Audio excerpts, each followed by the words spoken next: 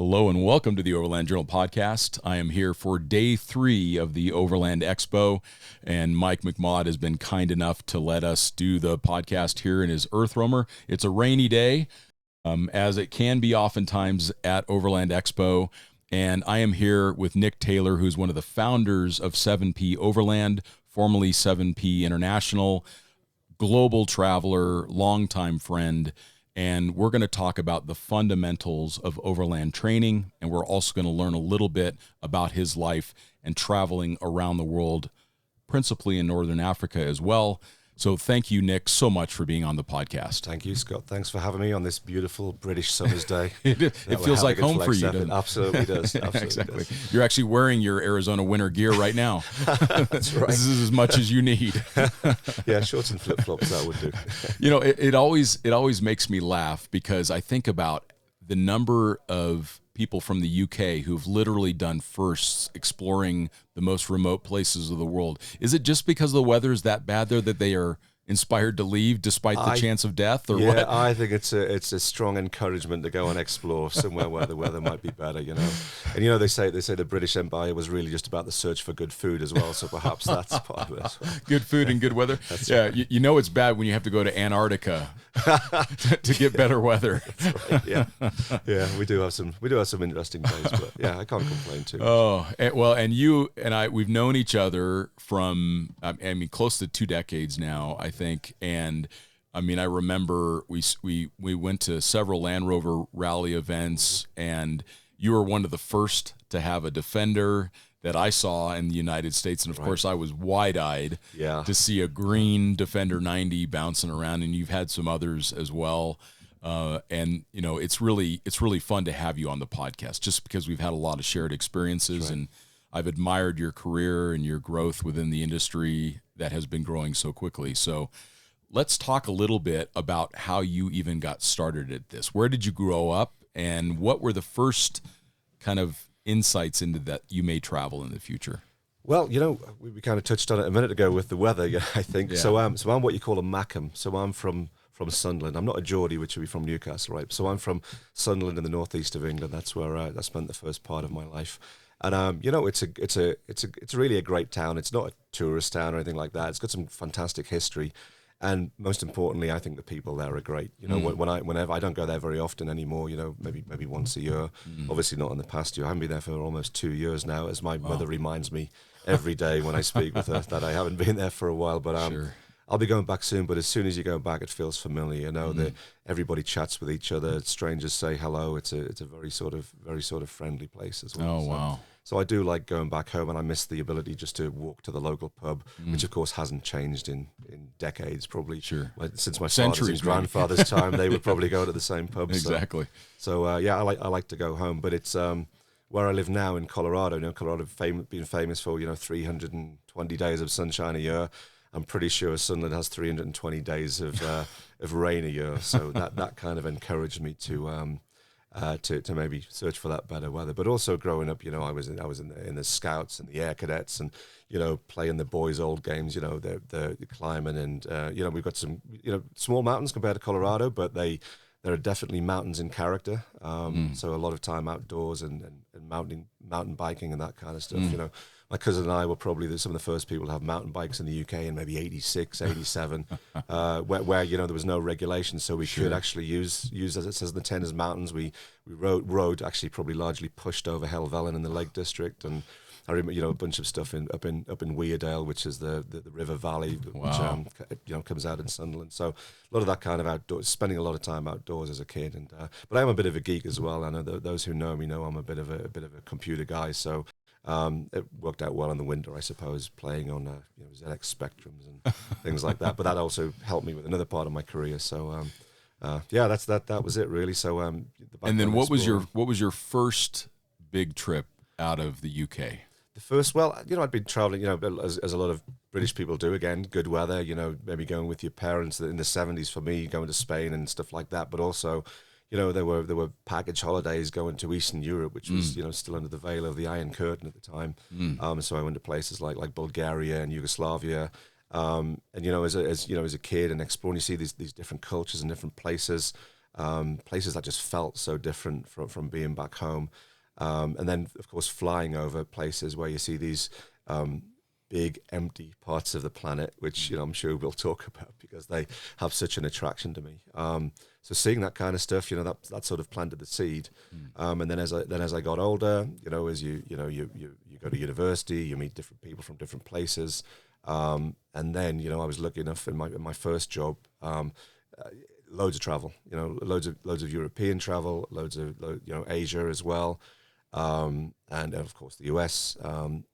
But it was, I was spoiled as well. It was the 90s. I was working in investment banking. There was lots of money in that. I'm an engineer fundamentally. Maybe some people call it a recovering engineer, I think, right now.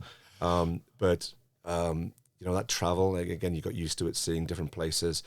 But, bringing it back to what I did when I was much younger, that sort of the backpacking approach, the hiking, just being out.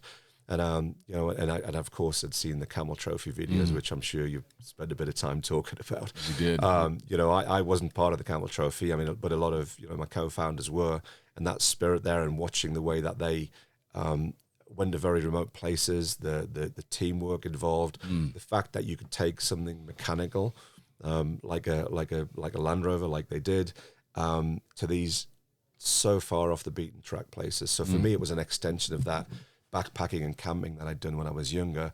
And I thought, well, having a vehicle, hey, you can just chuck a load of stuff in that and you don't need to worry too much about it. And you go to all these places much further. So it was about range and all that stuff. And of course I did it wrong when I started with like all of us, with too much stuff and all that kind of thing. But, you live and learn, but that's kind of how I got into that. And of course it had to be Land Rovers for me, right? Because, if you grew up in the UK in the 70s, 80s, actually 40s, 50s, 60s, 70s, 80s, all those formative experiences you have as a kid, and being in the Scouts, 12 of us chucked in the back of a crew bus, with the bench seating along. Sure. And rattled around in the back of an old Land Rover. Many of us, first vehicle we drove, apart from maybe a tractor, was going to be an old Land Rover. Sure. So the emotional attachment to Land Rovers is there, and it's still strong. I mean, if you talk to the guys, it's still there. It's definitely an emotional, not a logical relationship. Right? No, yeah. It's sometimes it's a dysfunctional relationship, as I've found. It can be, and the 90 that you mentioned, I've had a long time. I've got a bunch of Defenders as well as other Land Rovers because it's a disease clearly. But having a vehicle, and a lot of overlanders do this. A lot of people have those vehicles for a long time, and when you've owned something for 10, 20 years. It's not just a car anymore, right? Yeah. It's something, that emotional attachment. It's more like a pet, right? That you have conversations with, and you kind of treat it. You get almost. I'm not superstitious by nature, but there's a few superstitions around the trucks, So, but yeah, you develop those relationships with the vehicle, which is strange and unexpected. And which one's been your favorite to this point? Well, it's a hard one. They can't hear you. Which one is your right favorite child? they can't hear you right now. I mean, it's probably going to be the green 90 because I've just had that what feels like forever, and it's been a lot of places with me, and it's it's always got me home. I mean, obviously you own a vehicle for 20 odd years, and there's going to be mechanical issues, and it was an ex-farmer's car from a place called Hexham near there, and for years I was pulling sheep hair out of the back, but I think that phase has passed. But again, it's just the stories you can tell together, the photographs you have. Is it a 200 TDI or a 300? It's now a 300 TDI. Sure. So it's that engine's got about 150,000 miles in it right now. Amazing. So it's really not that high for that kind of vehicle. No. But it's been a good truck. Yeah. It's a little slow by modern standards. It's a little clattery and clanky by modern standards, but then again, it's EMP proof, and it is. You can push start it, and all you need is a few volts to the fuel cutter solenoid, and it'll go. And I hope it'll outlast me. So somebody after I'm long gone, hopefully, will have that vehicle. That is what I love about the 300 TDI. I remember I had crossed the Andes into Argentina. We were coming into Mendoza, and I shut off the 110 that I was driving, and it wouldn't. It would turn over, but it wouldn't restart. And I remembered, I'm like, it was probably Graham Jackson that told me this. He's like, Scott, it only needs a 9-volt battery to run. It's got to open the fuel solenoid. I'm thinking, there's only one thing that this car needs to run. That's right. So I got under the hood and I'm looking around, and of course the one blade connector to that fuel solenoid had rattled off Yep. in going over the Andes and all the corrugations. I plugged it back on, fired right up again, and it was fine for the rest of the trip. So, you know, there is a lot to be said about the simplicity of those vehicles. The blinkers may stop working, or there may be little things that happen. Maybe the fan blower cuts out on you or whatever, but they do tend to get you home. And that's been my experience for sure. And I also wonder, I wonder if there isn't actually an advantage to the adventurer to drive a vehicle that isn't always so reliable. I mean, because I think back on the most favorite times that I've had traveling, and it's usually when something's gone wrong. Mm-hmm. So I think about like Ray Highland and his trip with his family, you know, across what was the original first overland route in a 1950s Land Rover Series truck. And like making gaskets out of people's leather hats and stuff. We were having that conversation last night. It's so fantastic. Story. Yeah, it's so fantastic. So I actually wonder if there's really any fundamental advantage to reliability, other than if you're doing it for work. Like if you've got to get somewhere, or you've got your family with you, and maybe you're anxious about them having a good experience or whatever. I don't know that for the adventure there's actually a whole lot of advantage to that. I think what we've noticed, you know. So I remember a time in Morocco where there were a European group with a bunch of sort of brand new, you know, 4x4 vehicles. And Morocco, if you're not ready for it, can be a little bit crazy. There are a lot of people there. They're very, you know, but you're the most exciting thing that's happened to them that day, particularly in the rural south. Sure. And this group came through, and they looked terrified. You know, they wouldn't wind their windows down. They were sitting there in their clean cabs, you know, in their HVAC sealed environment. The noise from outside wasn't a part of it. So they were in southern Morocco, which is awesome, but they weren't part of it. They weren't really having an experience. And you know, I think actually it was Graham and I who were there on motorcycles. And when you're on motorcycles, particularly if you're a solo motorcycle rider, and you know, we know there's a lot of them here. You know, they were really that first wave of overlanding in the US. I think people traveling around the world on motorcycles. You've got to rely on people. You can't do it by yourself. So you have these kind of forced engagements with people who have so different backgrounds, different languages, different cultures, you know, and we need more of that, I think, given the way the world is at the moment. I agree. You know, that kind of engagement. But as a solo motorcyclist, you need a ton of that, because you have that hard week, not just day, hard week, and then you drop your bike for what feels like the 1,000th time, and you're like done. And then, you know, it's friendly locals and a very overloaded old truck will come along and they'll help you. Yes, you know, you'll get some tea and you'll get some food, and they'll pick up your bike and they'll ask where you're going. You know, so that kind of thing you were talking about, that adventure, quite naturally unrolls, right? It does. If you're in a brand new vehicle with the windows up and you're not talking to the locals, you're not experiencing it. You're there, but you're not really there. You're almost like watching a movie in a way. Yeah. You're more like a spectator instead of a participant. And on a motorcycle, you can only carry so much food. You can only carry so much fuel. You can only carry so much water. So you are very much dependent upon those small little villages along the way to find those supplies. So you got to ask questions and find out who's got that 5-gallon jerry can in their hut to give you some fuel. And that, to me, those are the best memories that I've had, was those moments when I needed to rely on others to help me get through a problem. Mm-hmm. Yeah, for sure. So I wonder that reliability thing, I think it makes sense though. When I first started overlanding, I had so much equipment with me, and I was so concerned about my ability to solve any of the problems that I might encounter that I tried to stack the deck by driving hyper reliable vehicles like an Isuzu Trooper or a Toyota or whatever, and bringing all of the things I thought I could ever need with me. And with time, I think the motorcycle has probably been the best teacher for me, because you simply can't bring that much along with you, and you do have to rely on the locals. And owning a KTM taught me about unreliable vehicles. So you start to figure it out. You make a plan. Yeah, it's and that little bit of unreliability. Then you're also thinking about, well, what spares do I need to bring, and what tools. And we see folks, you know, new folks at the training area here at the Overland Expo. You know, their minds are blown by, you we could talk about the mechanical things, talk about fixing things, and I have to remind them, we weren't born with this knowledge. We have been where you have been. All of us have been where they have been. Being that new, and in fact, I'm kind of a bit jealous sometimes because I know the journey that they're about to go on, and it's a fun journey. 20, 30 years of that, it's really exciting. And today, we've got some amazing vehicles around. We've got everything that the Jeeps are always just great. We've got things like the new Defender at the opposite end of the scale, sort of technology-wise. Maybe the Broncos somewhere in the middle, and then all these other platforms, bigger vehicles.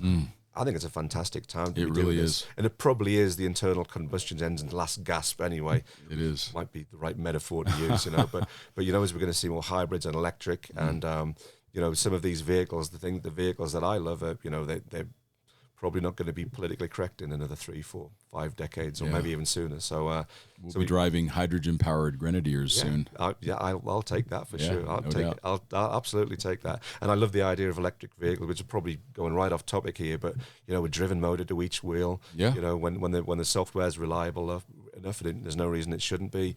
They're going to be a lot of fun off road. There's a lot less complexity actually with an electric vehicle than there is with an internal combustion. So that time will come. We'll all resist it. They'll be screaming and gnashing of teeth, but eventually they'll figure it out. And hydrogen will, of course, solve the range issue, and then that'll be a very interesting solution.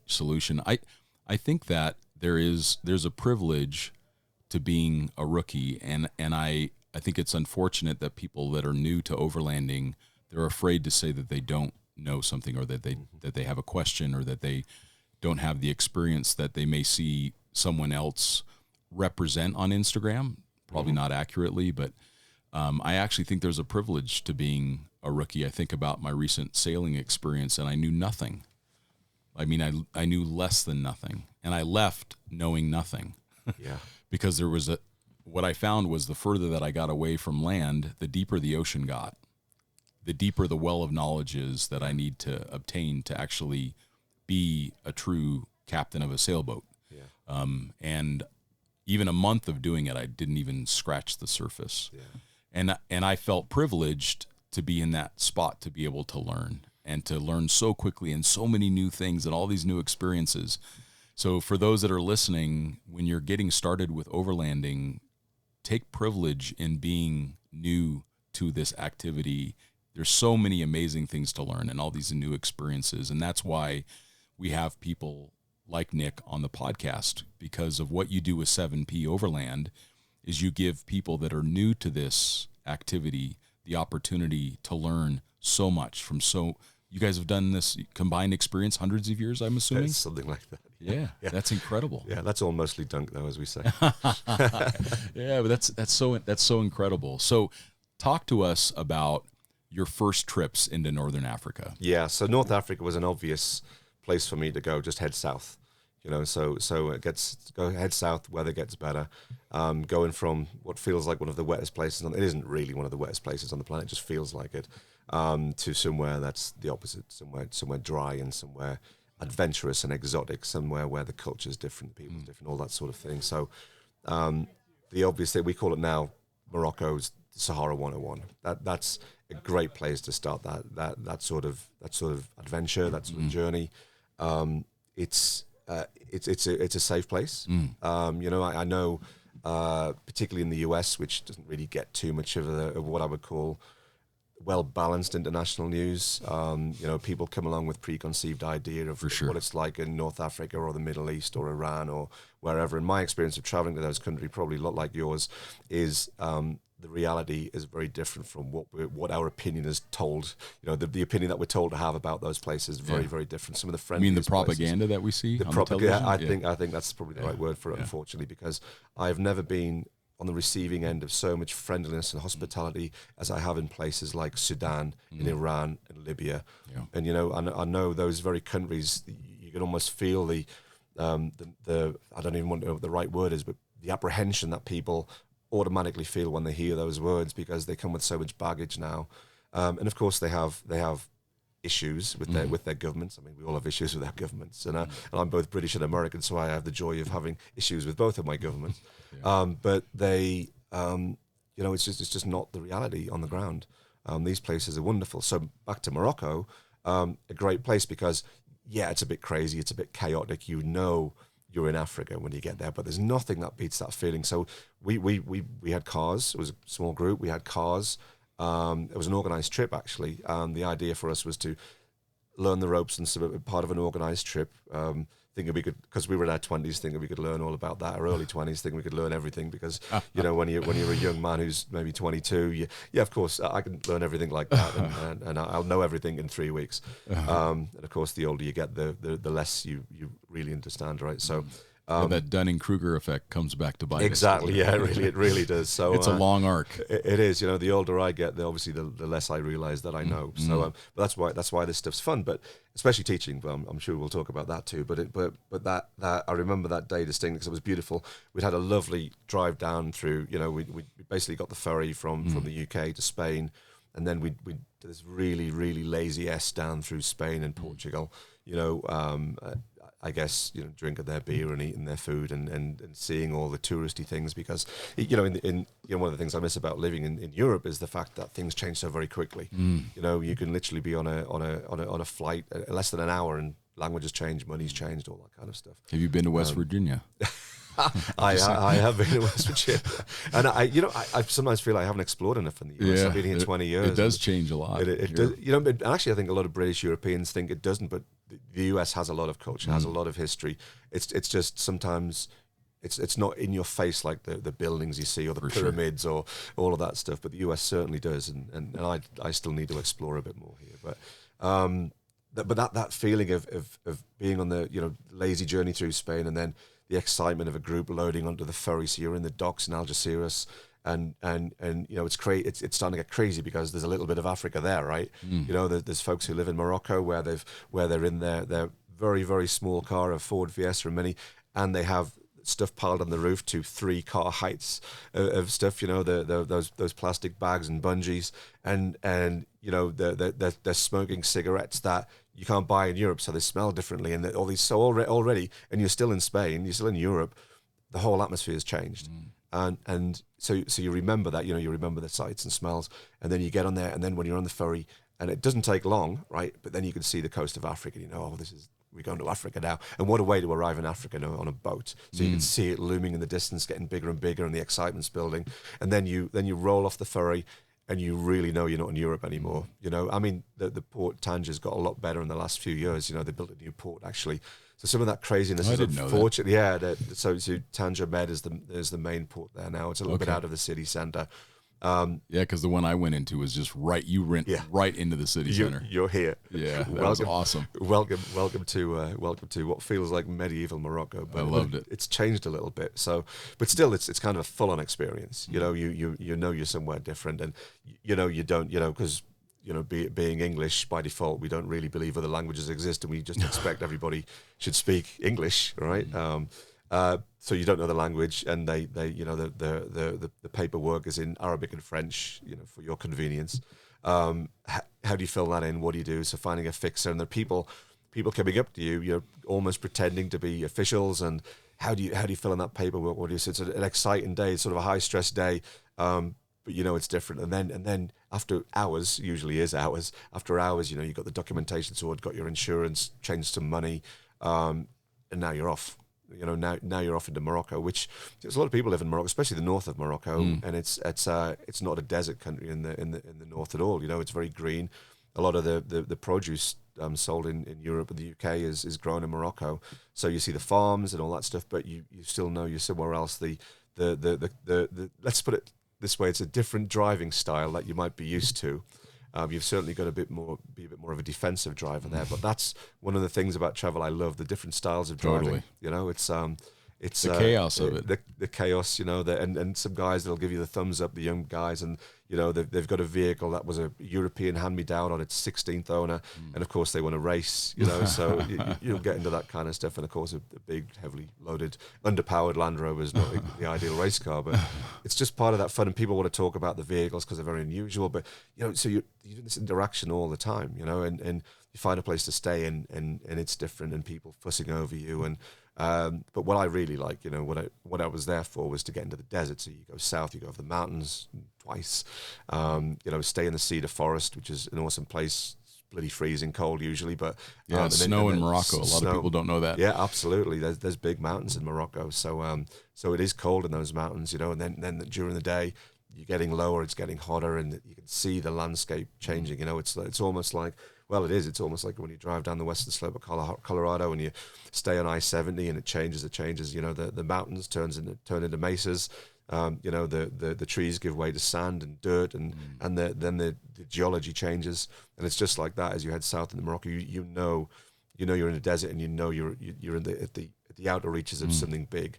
You know, the Sahara is the size of the continental US, and as you cross that boundary, you know, I get really excited now. Still, you know, you can tell I'm excited. I'm thinking about soon we'll be able to go back. You know, but Morocco, it'll give you that, and you know that the people in the south are different from the people in the north. Still super friendly, but there's just a lot of people there. They're almost aggressively friendly. And you know, it does wear. To be honest, it does wear on you a little bit sometimes. You know, when you know, part of my idea really to go into the desert was to seek a bit of solitude, some introspection, and you know, not quite, you know, sitting on top of a mountain for 6 months as a hermit, but you know, just to sit on top of a sand dune. There's times that doesn't sound like such a bad idea either. Really, I wonder how many people are around us right now that. Well, I'm pretty sure I know some of them are having that idea right now, but we are in quite a busy place. But you know, it's just that being out there and being in a different environment is so refreshing as well. And you know, in my heart as well, I'm a driver, so I like it when we get to that more technical terrain. You know, I'm not the world's best off-road driver. You know, and I've learned a few things. But just to be out that with a technical challenge, you know, I like, you know, an underpowered turbo diesel engine with a manual transmission, because you're driving that car, you know, you're earning it. That car. You're earning every kilometer. Absolutely. And when at the end of the day, you know, we had traveling with Grain, we were in Mauritania a couple of years ago, and we're driving heavy underpowered manual diesel trucks, and we had a day. It was mostly sand dunes. It was just an incredible day. Nobody else out there. Quite a bit of winching. We do some special sort of fast winching techniques for when we get stuck in the sand. But we came out that day and we looked at each other and we were smiling and we were exhausted, but we were like, it's one of the best days driving I've ever had. You know, and it was just so engaging. You know, and that's the big Sahara in Mauritania. You're getting into the rest of North Africa now, but Morocco gives you a flavour of that. You know, you can actually stay in a nice hotel. And then do some dune driving, right? And then you could stay in an auberge, which is it's a traditional hostel, for want of a better word, where you know, there'll be rooms, there might be dorm rooms, private rooms. They'll cook for you, family owned. It's not a Hilton or a Sheraton. It's a family owned, very very simple place. But they're great too because there's more of that interaction, you know. And that's what I found. Or even if you can get into the Tuareg camps. Yeah. A little bit out in the desert. Yeah, absolutely. So the camps in the desert are great as well. Of course, they kind of, you know, they're very industrious. You know, the Moroccan folks, they understand how a market works. They understand capitalism, right? Just because they live in the desert doesn't mean they're not part of the 21st century. And so, yeah, you can pay to stay at one of these camps. They run it professionally. You know, they have chefs. They make great food.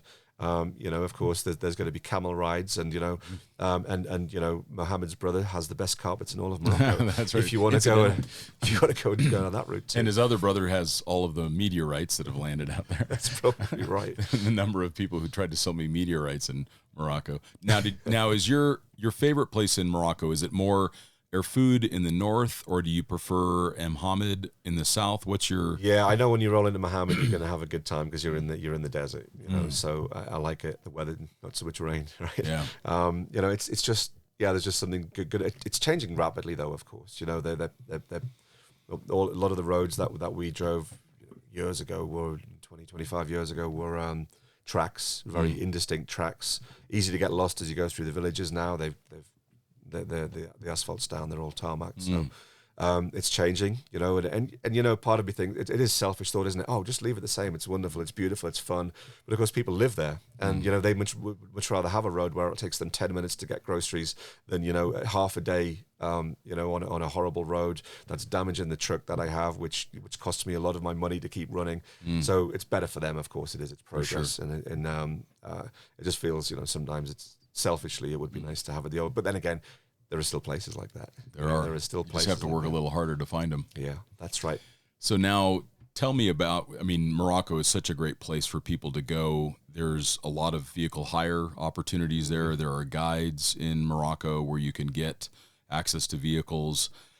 Outside of Morocco, what is your favorite place in Northern Africa? And tell us some adventures that you've had that stand out in your mind. It's another one of those "what's your favorite child" type of questions, isn't it? But I guess the countries aren't going to care too much about the answer. So as you graduate from Morocco, and you've spent some time in the desert, and again, Morocco's Africa. Africa's a place that's impossible to go only once, and it's a huge continent. As I said earlier, the Sahara itself is the size of the continental US. The whole continent is huge, and a lot of people spend months, if not years, traveling around and seeing everything there is to see, and it changes, of course. But sticking with North Africa, wow, you've got such a range. I like Mauritania. Mauritania is a bit off the beaten path right now. They haven't decided that you need to travel with a guide or have impossible permits and that kind of stuff to get. So it's still quite easy to do that. And some of the locals there who know some fantastic routes in the perhaps in the more to the east as you get towards Mali. There's some phenomenal routes out there as well. We've scratched the surface, only merely scratched the surface of doing recce's to that part of the world. So folks are interested in the big sand driving and staying in very remote locations. That's the place. So Mauritania, I really like.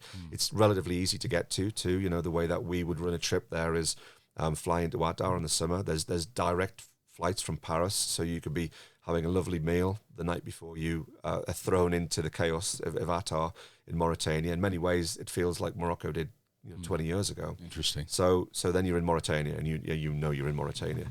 But there's some great routes. Easy, the geology. There's museums in air quotes where they're basically somebody's built a wooden shed, but they've got a bunch of artifacts, like ostrich eggs or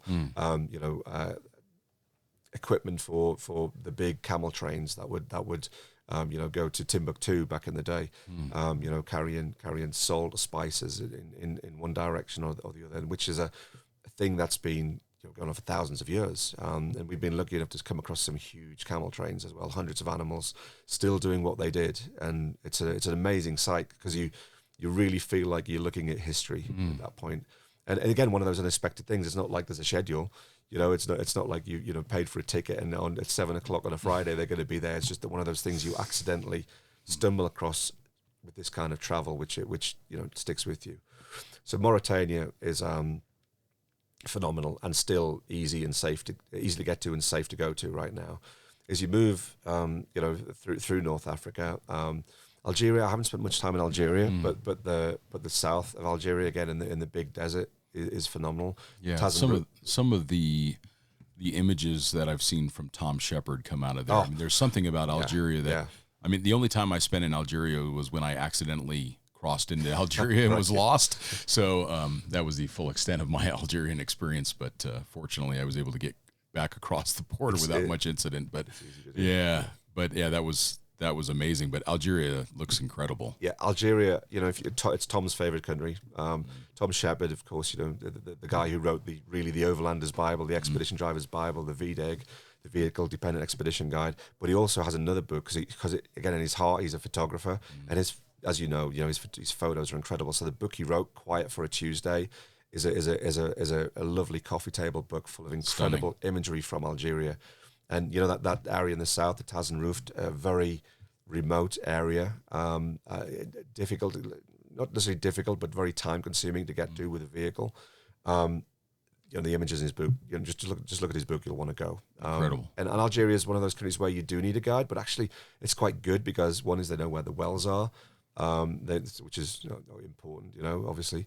They know some of the routes. If anything happens, they know how to deal with it. And the best guides. And there's a chap, funny enough, Mohammed. Seriously, guide there. He is awesome. He's worked on both sides of the law. I suspect.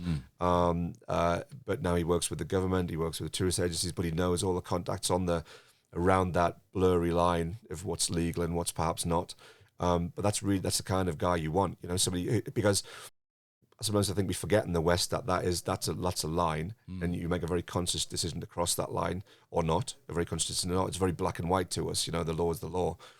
Not so much in other parts of the world. There's a bit of blurriness around that, and people who understand how both sides of that work, because they're both worlds that work in particular ways. And when those guides are your guides, you really have nothing to worry about. You don't have to worry about the authorities who can make your life miserable. You don't have to worry about the bandits who can make your life miserable. None of that stuff is anything to worry about when you've got someone like that. So sometimes traveling with a guide especially one like that, is a good idea. Absolutely. It's a good idea. Yeah, it doesn't take away from the trip. Oftentimes it adds to it, yes. Because they can translate for you. They can introduce you to people. You can get people's stories that you wouldn't be able to get otherwise. Oh, yeah. Yeah, it's phenomenal. And right next door to Algeria is Libya. Very difficult to travel to now, with the human traffic elements and the not quite settled status of the government, probably. It'll come back. I think it'll take a long time to come back. But Libya was one of my favorites. It's just big desert. It's just big desert. And the Libyans are not really a desert people, not like the Algerians. They like the coast. The Mediterranean coast. So as you get into the deep desert there, it's a really different experience. It's like Moab, but when Moab grows up. It's when Moab, by the way, is one of my favorite places on the world too. That whole area in Utah, but there in that border area, up against Algeria, Niger, and Libya, man, if you like the desert, that's where you've got to find a way of going. Wow. And we know some people who've crossed that border, really, really difficult and potentially a bit risky for a Westerner right now. But we know quite a ballsy young lady American lady who's done some of that stuff as well. That it shows you that you can do these kind of things, and you can, if you've got to know how to do the risk assessments, right? You've got to understand what you could potentially get into. Not like really most places you don't need to bother too much about that, but Libya in particular right now is a place you've got to be a little bit careful with. You have to pay attention. So it's not impossible to go there. But maybe my beard would have to be a little bit larger. And I need a few more days out in the sun, to pass for that. But it's such an incredible place. It's definitely, you start thinking it's so good. So yeah, Libya isn't there a lot of antiquity along the coast there as well? Oh yeah, for sure. That Libya would be. I'd love to run trips there. Again, don't think it's going to happen for a long time. But there's Roman North Africa, so there's loads of history there. There's the sort of prehistoric side. We again, working with good guides, they can show us things like the rock art from only a few thousand years old, as I found out after I'd seen it, with giraffes and elephants and hippos in the middle of the Sahara from only a few thousand years ago, which is things have changed. So I would have liked to have seen that. But there are still things. There's still elephants in Mali. If you want to go and find them, again, the desertification's an issue. But we've got issues, environmental issues everywhere, right? So, but the change is you can almost feel it. But once you're out into the big Sahara, it feels like it's pretty dead. Actually, a very fragile and delicate ecosystem if you look closely. But that change is astonishing from this lush area it must have been to this very dry and desolate place that it is now. But on the other hand, sometimes desolate places are magical places too. Yeah, and there's a couple places that I've been interested in going to. Have you been to Djibouti? No. That one sounds really interesting. Eritrea? No. I know. Those are both really interesting to me right now. We have a couple of routes that we've not properly sketched out. Let's say. I'm having trouble. Be quiet, Siri. We've had so there are some good routes. So Somalia, of course, is a place that people would think is off limits, but Somaliland, which if Somalia is this inverted L around the Horn of Africa, Somaliland is that horizontal strip at the top. Their embassy in London is brilliant. It's like being in somebody's terraced house. It's very small, super friendly folks, very excited for people to visit Somaliland. Not a recognized state, by sort of UN standards, but still the right thing to do is to do the paperwork and go there. And I got halfway along that journey and something cropped up and I didn't execute, unfortunately. But that area, Djibouti and Eritrea, not far away as well. clearly got some disagreements with Ethiopia, but Ethiopia as well, another place that part of the world I haven't spent much time, but yeah, neither have I. But I'd certainly like to. Of course, as you hop a bit further to the east, as you get into the Arabian Peninsula, I've spent quite a bit of time there. And how about Egypt? Have you explored there much? Yeah, Egypt's again different. Obviously, what do you think of when you think of Egypt? All of that stuff, which very touristy, but really a must see. Yeah. Again, I was lucky enough to work with a good guy there. We actually, when we went to Egypt, the trip that we did is we flew into Khartoum in Sudan, and drove to Cairo. So we did Khartoum to Cairo in 100 Series Land Cruisers for most of it. Yeah, bit of train as well. So sure. I know folks think I'm a bit of a Land Rover guy. As I said, emotionally attached to, but I've done a lot of miles in 100 Series Land Cruisers. Yeah, the right tool for the job. Yeah, so white ones usually, right? Exactly. Do they make any other color than white? They certainly don't sell them in Africa if they do. So yeah, exactly. Yeah. And as we Egypt, Sudan to Egypt, phenomenal. You cross at the time. You'd use the boat. You'd spend a bit of time in Wadi Halfa, and then you'd get the boat over to over into Egypt, cross the border, and then trains or whatever to get to Cairo was just seemed like a fun way to do it. And it looks like the desert is like if you were to look at Algeria on the western side and Egypt on the other side, they're both connected in many ways, but they look so different. Mm-hmm. What was your experience with traveling the deserts in Egypt? It's the travel. Egypt's a north-south country, right? Because of the Nile, and everything is influenced by the Nile in Egypt. In the modern world, and it's strange to see this blue and green things snaking through the desert. But all the life is around the Nile in Egypt. Very much, that's the country. As you go west, it changes, right? In the Western Desert, right? So, but for me, I'm a tourist, right? Seeing the pyramids was important. Going to the Natural History Museum in Cairo. There's a lot of history there. There's a lot of history there, and again, experiencing it with people who've clearly descended from those folks, and they know their history.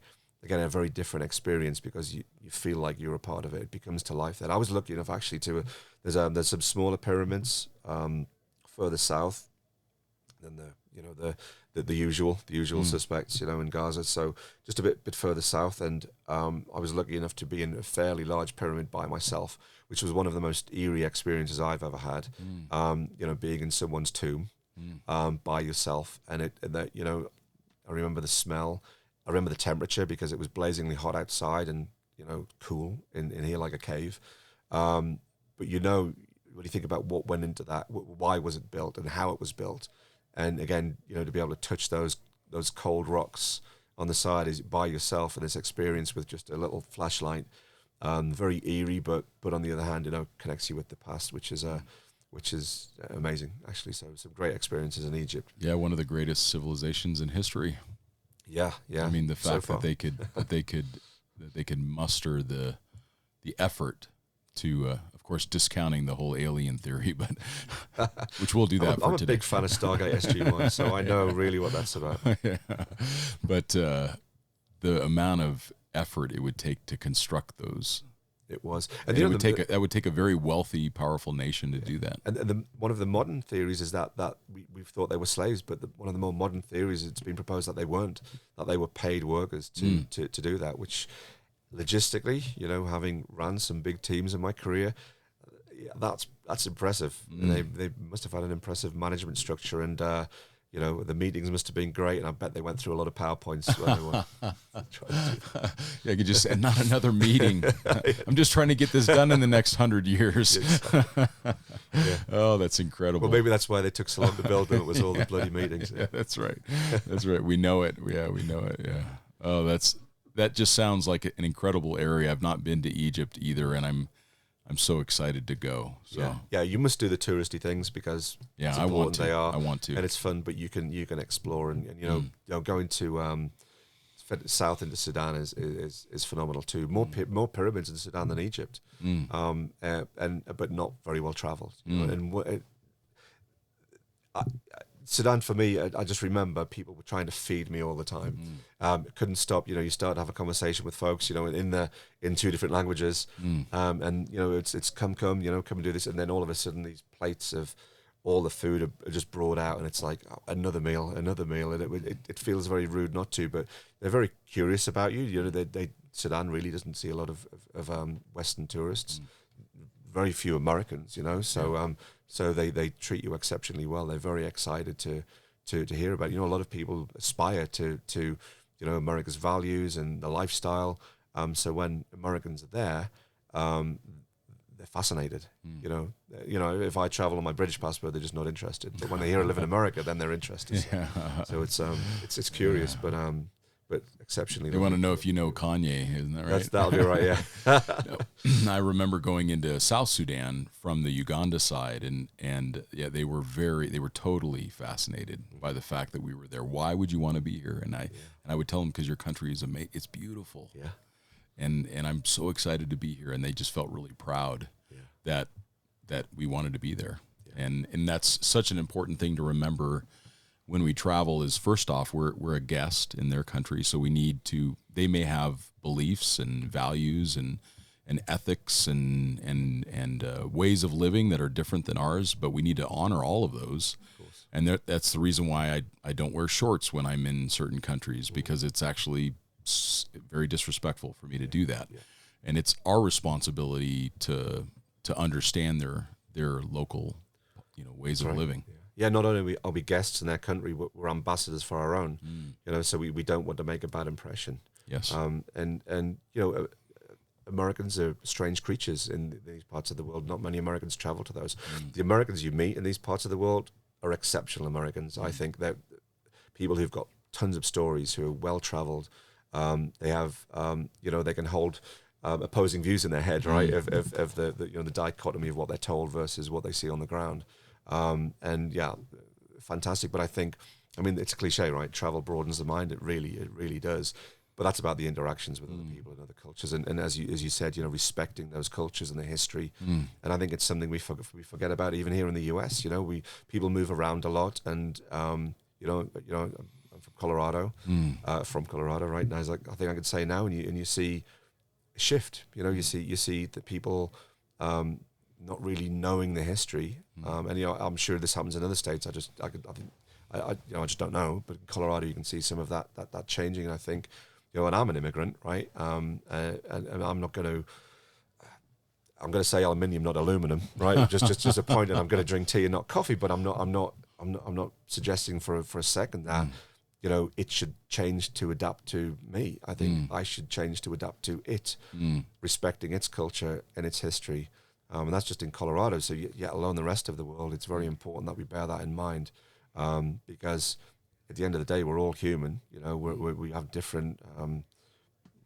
We've been brought up differently, right? Because the cultures and the history, they weigh on us. But we're all human, and fundamentally, I've traveled 70-odd countries, and in every single one of them, people want the same thing.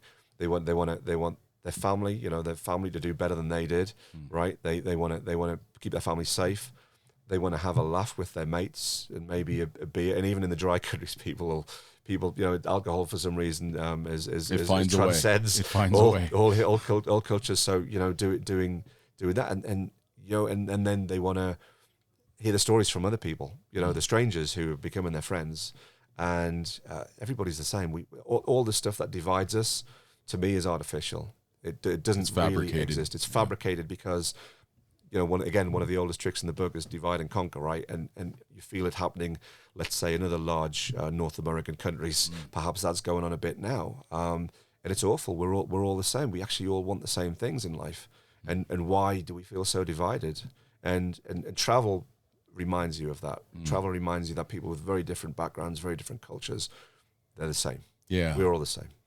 Yeah, our nature is all the same. I feel it's just that we're nurtured. It's the difference between nature and nurture. As humans, I think our nature is to be kind and to be hospitable and to be curious, but we're oftentimes nurtured by our environment to be suspicious or to think that they're another or that they're different than us. When I think Mark Twain said it best. I think he he coined the phrase of that travel is fatal to prejudice, and the more that we travel, the more that we realize we are all the same, and like you said, we all want the same thing, and that's why travel is so important. Yeah, it really is. You know, when he wrote that book under the name of Samuel Cloud. You know, of course, like you, I like the travel books. You know, The Innocents Abroad. And it was about the grand tour that Americans would do back in the day. You know, steamboat travel, all that kind of stuff, and writing about how different those cultures were. And that book, to me, even though it feels old in a way, it feels very current. I haven't read it in a while, admittedly, but it's he traveled, which is why he wrote that and why he saw that and why he said that. So yeah, it's quite wise words, I think.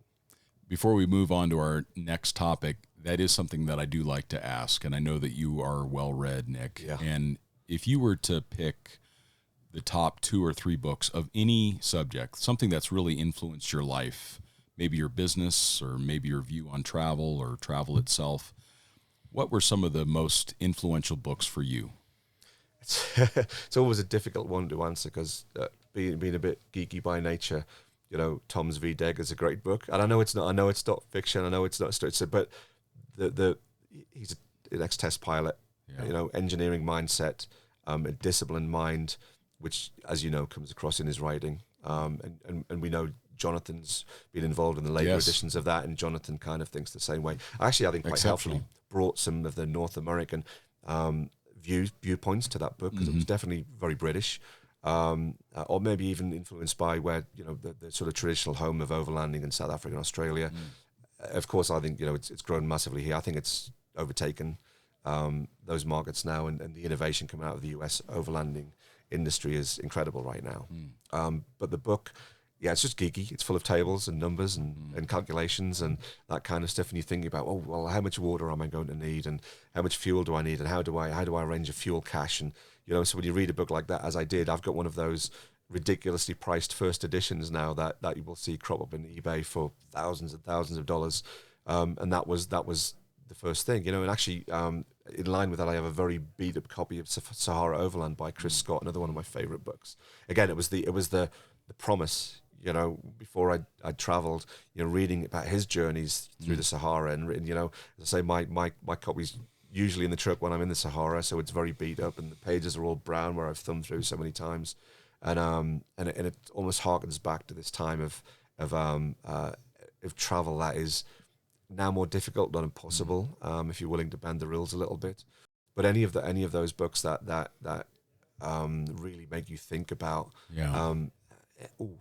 There's an idea. The Vehicle Dependent Expedition Guide, for those that are listening, if you can find a copy, Jonathan Hansen is now working with Tom Shepard on that book, and they're doing an exceptional job of keeping it up to date with the most current information. And you can find those if you just do a quick web search. I know that you can find the current copies. Some of the original hardback ones are almost impossible to find, and I remember I bought my first Vehicle Dependent Expedition Guide from a Land Rover dealership. It was this dusty copy. I mean, no one had touched it in probably years, and it was sitting on a shelf. And I opened it up, and my eyes went wide of like, does this really exist?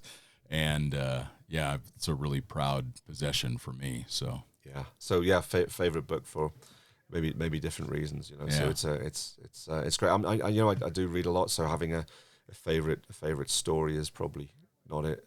I had the Usborne Guide to Spaceships when I was a kid. That's one of my favorites too. So that's pretty good. Maybe different kind of travel. How about books that have maybe changed your perception on either business or the world?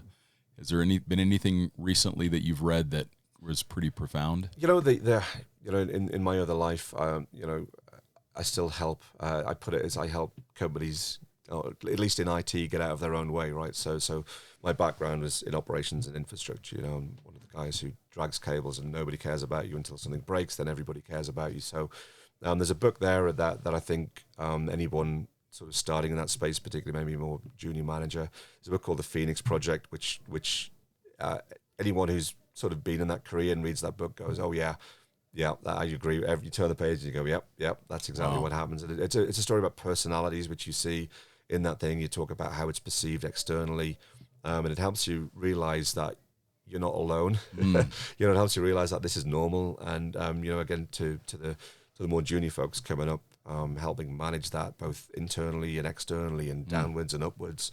It's a really good book. It's a really well-written book. It's kind of funny. It's a short read. Cool. So we recommend it. We dole them out to folks who think they're alone in their suffering, and they're really not. You know? Yeah. So that's quite a good book. That's a great on the business side. Yeah. Great recommendation. Well, let's shift the conversation a little bit towards 7P Overland. For those that are listening, it's really important because Matt and I value this so much that we don't have any influence from advertisers. There's no advertorial in the podcast or anything else we do in Overland International. So this is not paid time by Nick and his team. We brought 7P Overland into this podcast because we see them as the thought leaders in training for the overland space. And we also, Matt and I both believe that training is the most fundamental purchase that we need to make. Before we buy anything for our vehicles, before we buy any gadgets or gear, that we go and we get good training, because that will help form our decisions going forward. So the reason why we're talking about that today is because we think it is so critical towards safety, successful trips. It's going to save you way more money than you would ever spend on the training, because you're going to realize you don't need to buy all these widgets that people are selling, because it's the gray matter between our ears that solve most of the problems as a driver. So for me, Nick, the first couple things I want to talk about is, what do you see as being the most fundamental skills that someone needs to adapt quickly or early in their process of travel? The first thing you need to do is you need to know how to make a good cup of tea. and I say I'm joking. I like that one. But really, again, what I've noticed about I've lived more than half my adult life in the States, so I feel fairly comfortable in saying Americans want to get it done, right? So let's get it done. But sometimes getting it done and just getting it done for the sake of getting it done might be the wrong thing. You might end up in more trouble than when you started. So the British way is more to have a little cup of tea, put the kettle on, and think about that. It doesn't matter if it's a cup of tea. It's just taking a moment to stop and to think about the situation. I heard a story just a few weeks ago. Was some chap had said, when you're stuck, stop and have a sandwich. If you're really stuck, stop and make camp. And that's great, because I jokingly say in pretty much every class, this is the situation. It'll be dark.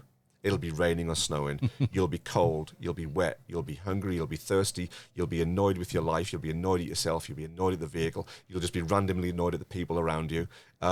You're going to be in a bad emotional state. You're not in the best place to pull 10,000 pounds of vehicle out of the stuck. So stop. You're talking about a Tacoma? I'm talking about some of the vehicles that I see around here that may well be a little bit over GVW. I think this is. We're just kidding. We love Tacomas. We absolutely do. Yeah. And but yeah, this is it's what's the other phrase? It's overlanding, not overloading. So I do love that though, because Google still changes overlanding to overloading autocorrects. I didn't know that. Fantastic. It is fantastic. It's an irony above all ironies. Really so is, yeah.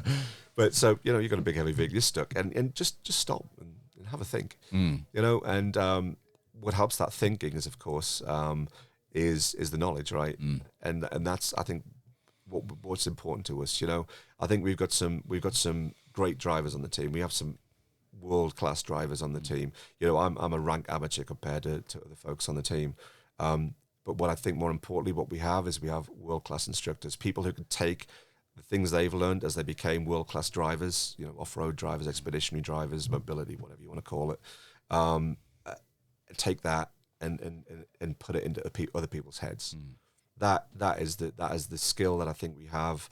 And if I toot our own horn a little bit, I think we do that better than anyone else. The style of the instruction, and we have a team, right? We're not an individual. We have a team that have a broad range of experience. We've touched on some of mine today. The other guys have centuries of experience in other areas, whether it's on the logistical side. We have people who are mechanically inclined, people who like the new technology going into the vehicles, because it's not taking anything away, it's adding. And we have choice today. You can go old school, new school, but all of these different things that's kind of funneled down into what we'll see here with close to a couple of 100 hours of classroom hours at events like this. Little pieces of that, but then we match the instructor with that, And then, we've got the more junior folks, the newer folks, we mix them in so they learn as well, because, we're thinking about how does what does succession look like? None of us are getting any younger. Do we really want to lose the skills of the first guys who drove across Borneo unaided? Where do they go? Do they perish with them?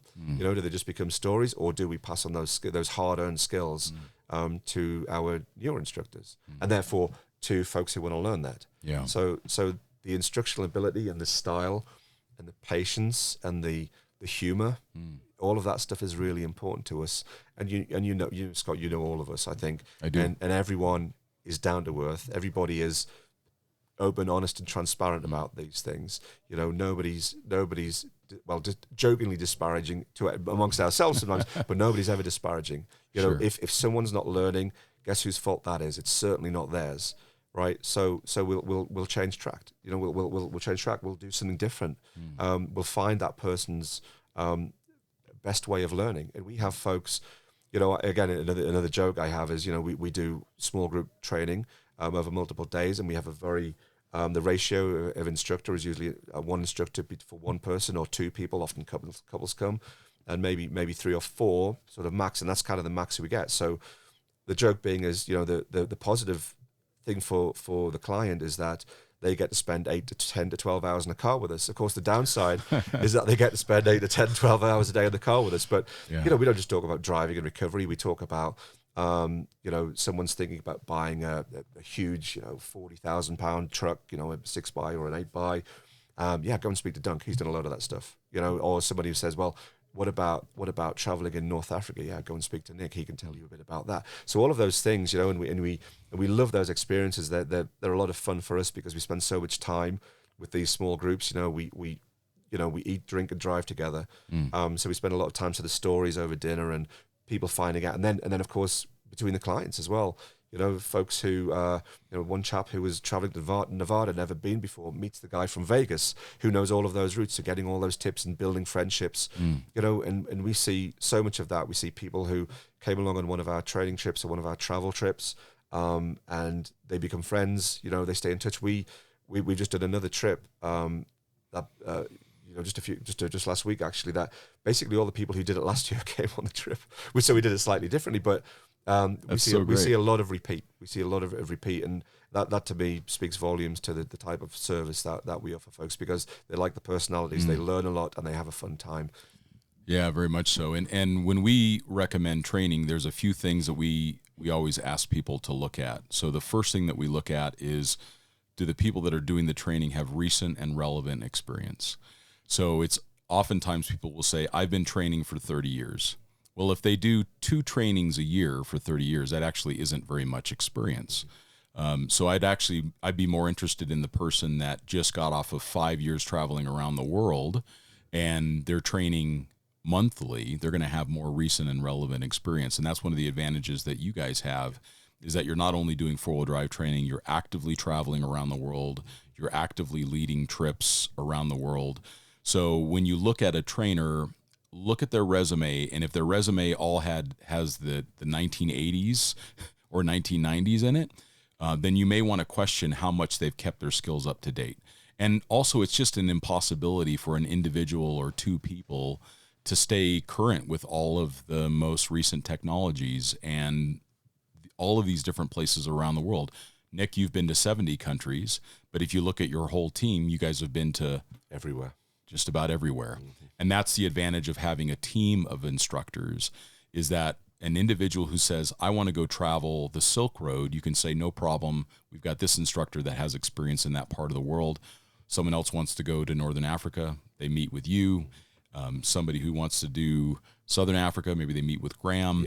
Yeah. So I think one of the great strengths is that you guys have recent, relevant experience. You guys are actively doing it. You have resumes that go from the 80s all the way up into the 2021. Yeah. And that's really important. You have a wide scope of experience.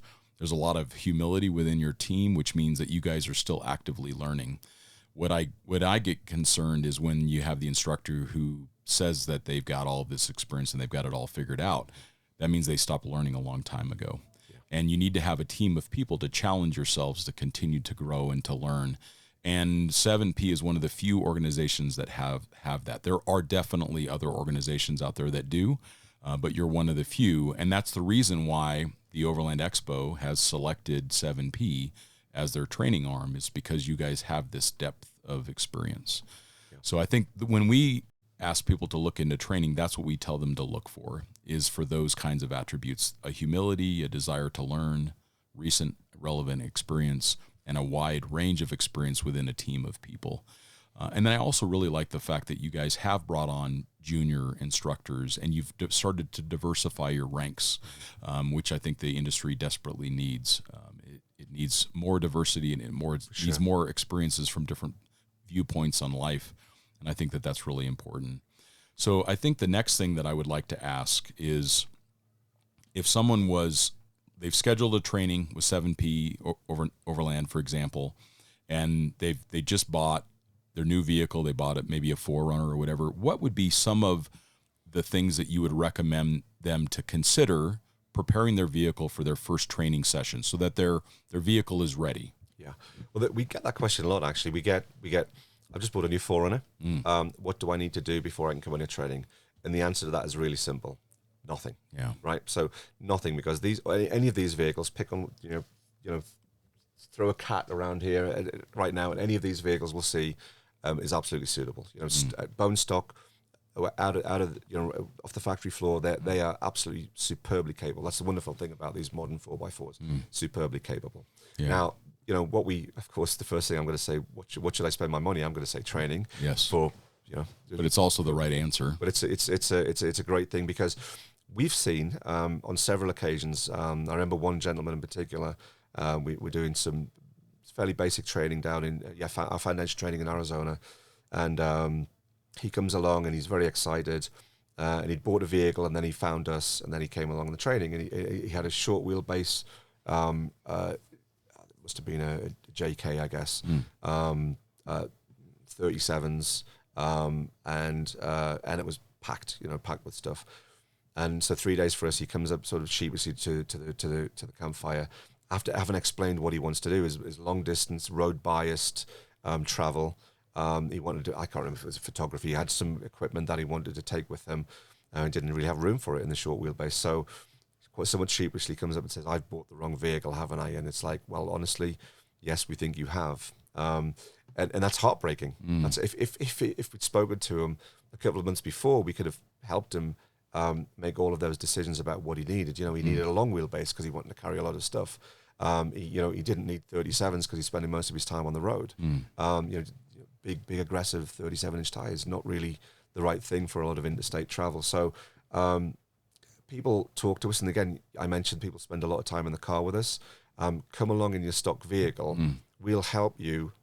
You'll tell us what you want to do. We'll help you shape that. Will you need a roof rack? We pretty much, as you know, we're not fans of roof racks because there's a temptation there to just put, to the part of the overloading brigade. So, but roof racks have a place, right? If you a naked roof rack is great. Yeah, if you need it, it's great. It's great to put firewood. And you have a vehicle breakdown, you can load up the other vehicle's gear. Absolutely, and you've reserve capacity. Platforms for roof tents a lot of weight up there. So, from a pure driving perspective, something we're not. Of course, I have one, but it depends on what we do. I'm lucky enough. I think really very fortunate to have multiple vehicles, right? So they set up slightly differently to meet the demands of the type of trip that I'm going to do. So.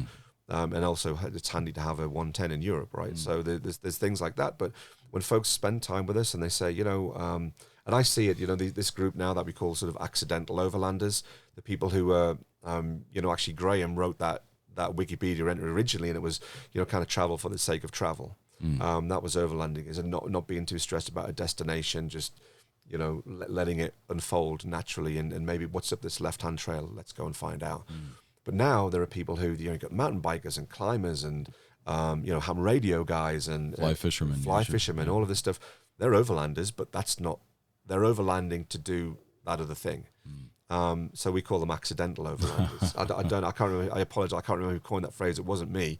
But I think it's a great phrase. It's a great expression to describe, what they're doing. So they do want to outfit the vehicles in the same way, but perhaps, You know, a fly fisherman, you know, again, a short wheelbase thing might not be the ideal thing for them. They need a place on the roof. They might need something made of steel so they can use little magnets to keep their go rod handy, right? So there might be stuff like that that they need to think about. Mountain bikers, you know, climate, anyone. They've got photographers. They've got all different requirements. So yeah, talk to us, you know, and that the training does that. Not only will we teach you how the vehicle handles, you'll be familiar with it, and maybe it is, oh, you're going to spend more time on the more technical terrain, then maybe start thinking about the suspension, maybe start thinking about tires, maybe a 2-inch lift. Sure. How does that unfold? Yeah. So you know, of course, then we jokingly say the most important modification is going to be a fridge, right? Because we plan to the fridge for obvious reasons, and then you can get, but you know, the thing, you know, sometimes I feel I pick on the vendors a little bit too much, and of course,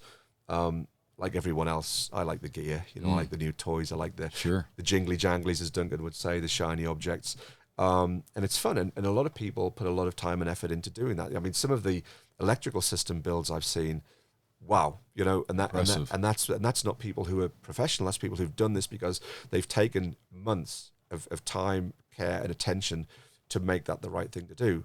Now, you know, I would love to do that, but I'm more likely to be, you know, driving across the Sahara given the choice.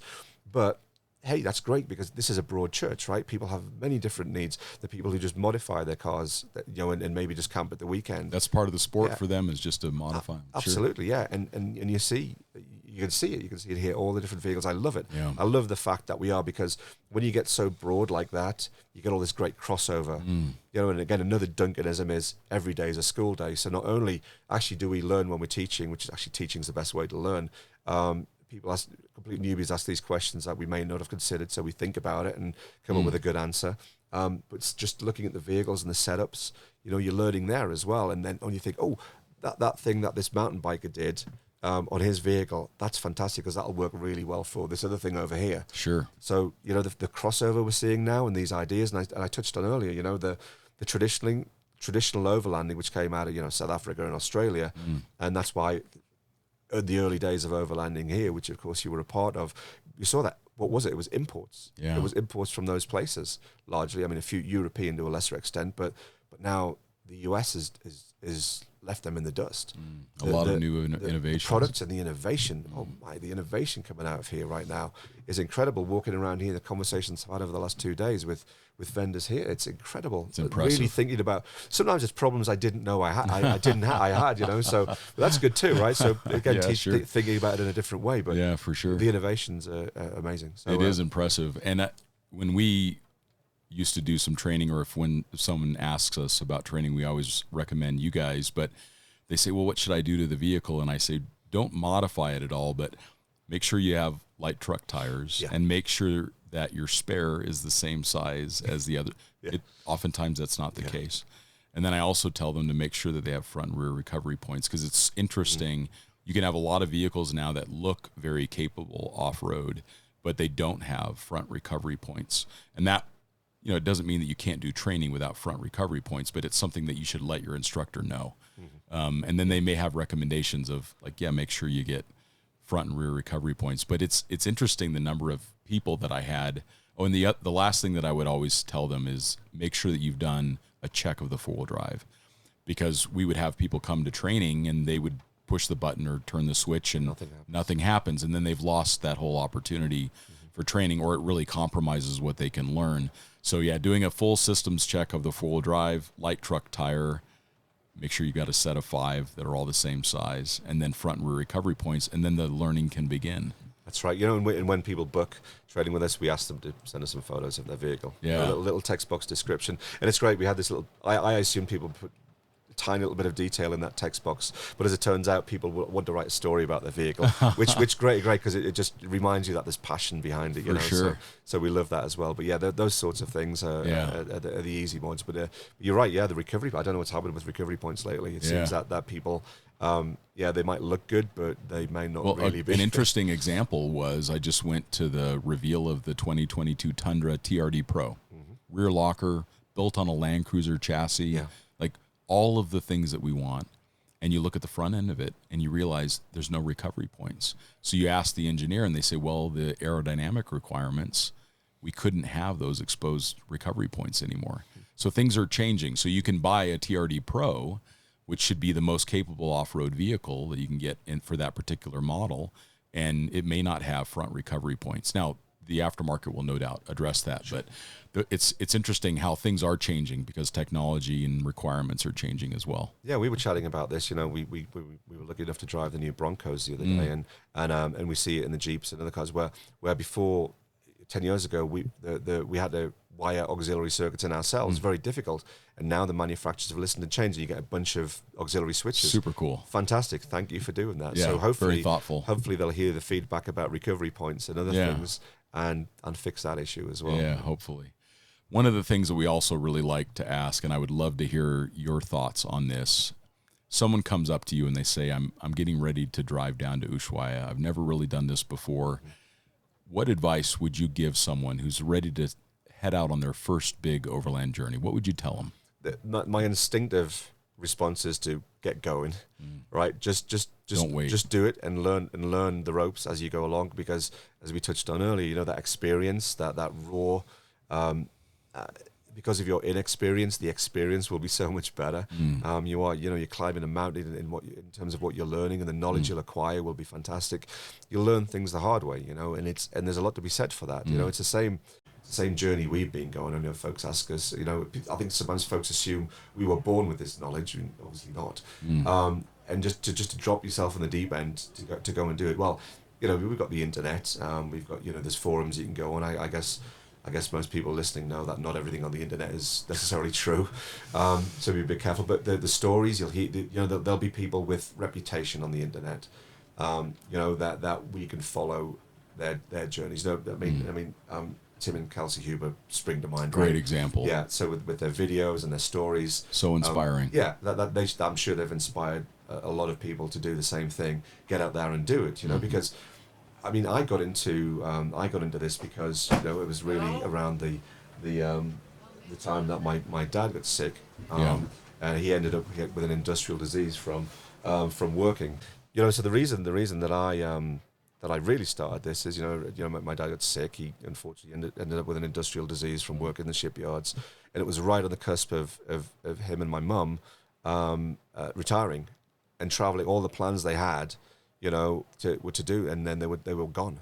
They were just gone. And I'm in my early 20s when this happens, and I'm thinking, no way, I'm not waiting to do any of that stuff. I'm going to go and do it. So I did. I just jumped in the deep end, knew a little, you know, found a VDEG and a copy of Sahara Overland, and thought, I'm doing that. And you know, I think it really did change my life. You know, that overlanding. I don't know if I called it that then. I guess probably did, but having the ability to not. And the good fortune of not having to wait until, you know, retirement, you know, and I'm maybe a little way, you know, I'm getting up there, but not that close still, and doing it when you're younger, and actually realizing that not everything revolves around this 40-hour week with 3 weeks vacation, just being brave enough to stand up to the man and say, this is what I'm going to do, and then they'll say, no, you can't do that. No, you don't understand. This is not a question. This is now a statement. It's a declaration. Yeah, it is. It's a declaration, and I am going to do this. Because if these things become important, you going to Ushuaia is important to you. Going and driving the Silk Road, you know, driving through the outback, or, you know, a safari in Southern Africa. All these things I recommend, by the way, you should do them, because as it says on the side of my Camel Trophy truck, one life, live it. Yeah. And which has sometimes been interpreted in the Land Rover community in the UK as one wife livid, which I think is assumed to do the money pit that they do. But one life livid, one life live it, is actually a pretty good philosophy. Yeah. Every time I see that truck, it reminds me, you know, you know what, I can stay at home, and I can. There'll always be another PowerPoint or spreadsheet or meeting or call to make. But you know what? I don't remember a meeting that I did last week. Yeah, but I do remember 20 years ago, you know, when I was in the souk in Morocco buying spices. You know, I remember these things, and they are the things that we all should be doing. Our life, in my view, should be accreting stories that you can regale as a gin-soaked curmudgeon when you're too old to travel, which is entirely my life's philosophy at the moment, you know. So I just think go and do it, learn on the way. I mean, with a bit of common sense. But yeah, read some of those books that'll inspire you. Read the travel books. Read the Delia Owens book in the Cry of the Kalahari. Read those books. Read them, and you'll go, oh my God, I have to do this, and I'm going to find a way to do this. I'm going to quit my job to do this. Yeah, and it doesn't cost a lot to travel. No. People can do it in very inexpensive vehicles, and they've done it very inexpensively. Again, Tim and Kelsey, great inspirations on how they've traveled in their 80 Series Land Cruiser. If you look at Graham and Louisa Bell, they have told me that their budget is $2,000 a month, which is, for many people, that's much less than they spend trying to do a 50, 60-hour work job, week or work job. And so to recalibrate ourselves, if travel is the goal, and if seeing the world is the goal, and learning more about ourselves and about other cultures is the goal, then find a way to get out of the trap. Don't go into debt to get that widgety thing. No. I have a good example, actually. It's a good friend of mine who I met on my first trip, a chap called Jim, who lives in the Northwest. And I met him as he'd taken a year, him, his wife, and his 2 kids, to travel around the world in a Mongolian camel trophy discovery, right? So from the Mongolia event. So they traveled all around the world. The kids, at a young age, got to see North Africa, the Middle East. They spent 3 months in India, and they worked their way, to the far side of the Pacific from the US. So a year on the road, living out that discovery.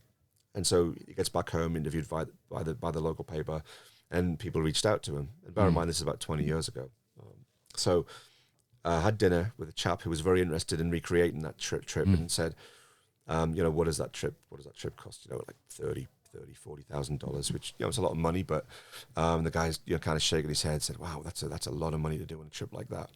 And Jim points at the $80,000 BMW the guy drove up in and reminded him gently that perhaps you need to think about your priorities, So, an $80,000, especially back then, is a very, very nice car. And I'm sure every time you get in that, it feels great, and you feel comfortable with your purchase, and you enjoy every moment of ownership. Yeah, but you know what? A year around the world with your kids when they're growing up, experience the history and the cultures and everything the planet has to offer. It's priceless. What do you think that's worth? Yeah. Is that worth getting a little bit of a smaller car? And a $50,000 car is still a pretty good car. Yeah. Again, at 2,000 prices. Or even a $10,000 Honda to get you to work and back, so you can save money to go see the world. Yeah. No kidding. We see a lot of people like that, people working, and the travel bugs got them. And I can't help but think as well that maybe with last year in 2020 and COVID, it's changed the American mindset a little bit to realizing that, that working and then looking forward to the retirement, these kind of blocks of life that almost feel they're dictated to you. It feels like you're not writing a book, you just read the instruction manual. Maybe that's going to change a little bit. I hope it does, because I hope it does, because we're not guaranteed tomorrow. No. I think about even my parents, my mom diagnosed with Alzheimer's as my parents are retiring. Right. And you don't know. You have no idea what tomorrow holds. And I think about that. And I think about what am I setting as a goal for 5 years from now, and how come I can't do it in the next 6 months? I ask myself that now every time that I come up with a new idea is, why am I waiting? If it's that interesting to me, or if it's that important to me, why am I waiting? Why am I not making it a priority today? And I thank you for reminding us of that, Nick. And I really appreciate you being on the podcast and sharing your adventures in Northern Africa and the good that you and 7P are doing for the community, for the Overland Expo. I'd highly recommend that people that are listening attend an Overland Expo, sign up for the experience package, check a bunch of boxes on training that sounds interesting to you, and come and learn about the skills of travel. So that way, like the Maasai warriors say, a person carries their experience on their back. The more knowledge and the more skill and the more experience that we have, which has nothing to do with stuff, the less stuff that we need to buy, which means the more money we have for fuel, the more money we have to go see the world. And that's really the goal. And I appreciate your time today, Nick. Is there anything else that you'd like to share with the audience? No, I like where you're going with that. Knowledge is light, right? It is. It's easy to take with you, and And I think it's important as well that some of this stuff is perishable skills. Like, for example, I used to say, I can't splice to save my life. I probably can splice just well enough to save my life, but the tying the knots, the splicing stuff, which is enormously popular classes. If you don't do that, you forget how to do it. For sure. If you don't practice left foot braking, you kind of forget how to do it. So reminding yourselves that these things are perishable skills. Yeah. Go out and do it. Go out somewhere at the weekend and get into 4-low and have a little adventure. It's good for you because you remember it's good for the vehicle, gets all those fluids moving around, the mechanicals that need to be moving around, and just get out there and enjoy it and make the most of the time you have because. Yeah, as I said, one life, you should live it. Yeah. Thank you for that, Nick. How do people find out more about you individually, and then how do they find out more about 7P Overland? Yeah, the 7P Overland's quite easy. The website is at 7poverland.com. Myself, my bio's in there as well as the other senior guys in the team. Their bios are there. And like every other website, it seems it's always a little bit behind where we actually need it to be. But that's a good place to start. I encourage people to sign up for our extremely low volume mailing list, maybe 1 or 2 emails a year. But that's where we announce the stuff that's going on the calendar. We announce the training. We announce the travel trips that we're doing. Sure. So that sort of place. Awesome. Well, thank you so much. Thank you so much, Nick, for being on the podcast. We appreciate you very much, and we look forward to seeing you out in the field. And I need to come and take some of your classes. Absolutely. I'm excited to do that. Anytime, come along, and thanks for having me on the podcast. Of course, and thank you all for listening, and we will talk to you next time.